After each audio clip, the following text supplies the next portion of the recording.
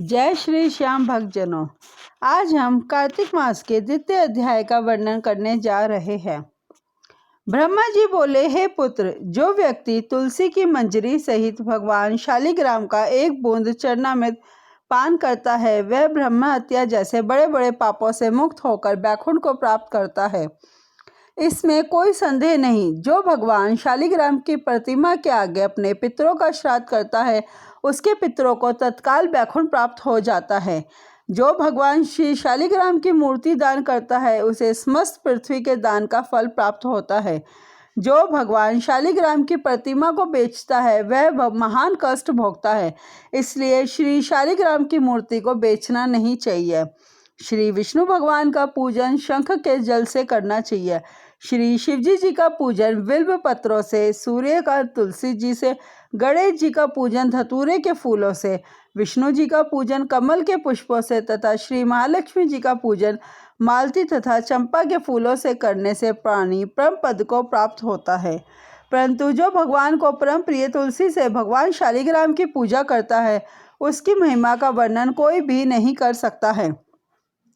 इस प्रकार पूजा करने वाला भक्त जन्म मरण के अपार कष्ट से मुक्त हो जाता है।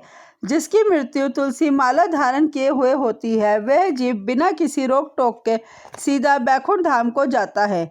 जो तुलसी की छाया में अपने पितरों का श्राद्ध करता है, उसके पितरों को अक्षय तृप्ति हो जाती है। तुलसी का सींचना गंगा, यमुना तथा नर्मदा में स्नान के समान होता है। तुलसी का वृक्ष उगाने और सींचने से तथा नृत्य स्पर्श करने से मनुष्य में मनसा, वाचा और कर्मणा तीनों प्रकार के पाप नष्ट हो जाते हैं। कार्तिक मास में व्रत करने वाला तुलसी जी का शांत चित्त से पूजन, प्रदक्षिणा और नमस्कार करके हाथ जोड़कर प्रार्थना करे। हे हरि की परम प्रिया, देवताओं ने तुम्हें बनाया और मुनीश्वरों ने तुम्हारा पूजन किया है। मैं भी तुम्हें नतमस्तक करता हूँ। जो प्राणी आंवला के पत्तों और पुष्पों से भगवान जी का पूजन करते हैं तथा आंवले के वृक्ष के नीचे बैठकर फूलों से पूजा करने का पुण्य फल प्राप्त होता है, वो मनुष्य द्वादशी को तुलसी तथा आंवले के पत्तों को तोड़ता है, वह घोर नरक भोगता है।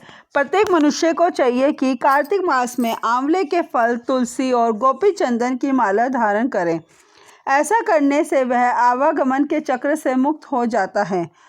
कार्तिक मास में स्नान और व्रत करने वाले मनुष्य को चाहिए कि वह ब्राह्मणों को भोजन कराने के पश्चात चंदन, पुष्प, पान तथा दक्षिणा देकर संतुष्ट करें।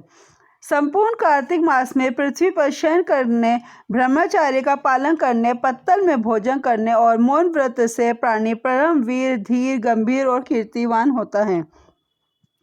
जो मनुष्य एक समय आंवले के वृक्ष के नीचे पूर्ण कार्तिक मास भोजन करता है, उसके 1 वर्ष के समस्त पाप नष्ट हो जाते हैं।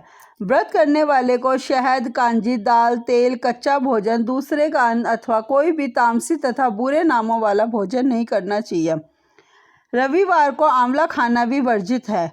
देव, गौ, वेद तथा दूसरों की निंदा नहीं करनी चाहिए। अंडे, मांस इत्यादि का सेवन तो क्या, ध्यान भी नहीं करना चाहिए। मिट्टी में उत्पन्न हुआ नमक, मसूर, बासी भोजन, तांबे के पात्र में डाला हुआ दूध इत्यादि ये सब मांस के समान ही माने जाते हैं। अंत इनका प्रयोग भी नहीं करना चाहिए। केवल स्वयं अपने लिए बनाया गया भोजन भी मांस के समान होता है। अंत किसी दूसरे को खिलाने के बाद ही स्वयं भोजन करें। लहसुन, प्याज, फूल गोभी, गाजर, जंगली घिया, बैंगन, पेठा तथा दोबारा पकाया हुआ भोजन व्रत में नहीं खाना चाहिए। रजस्वला स्त्री, मलेच्छ, पति तथा पाखंडी आदि से भी भूलकर बात नहीं करनी चाहिए। एकम को पेठा, दूज को बैंगन, तीज को गोभी का फूल, चौथ को मूली, पंचमी को बेल फल, छठ को कलिंदा, सप्तमी को आंवला, अष्टमी को नारियल, नवमी को जंगली घिया, दशमी को परमल, एकादशी को बेर, द्वादशी को मसूर, त्रयोदशी को पान, चतुर्दशी, अमावस्या तथा पूर्णमासी किसी भी फली का साग भूलकर नहीं खाना चाहिए। इति द्वितीय अध्याय समाप्तम। जय श्री श्याम भक्तजनों, अगली वीडियो में हम कार्तिक मास के अगले अध्याय का वर्णन करेंगे। जय श्री श्याम।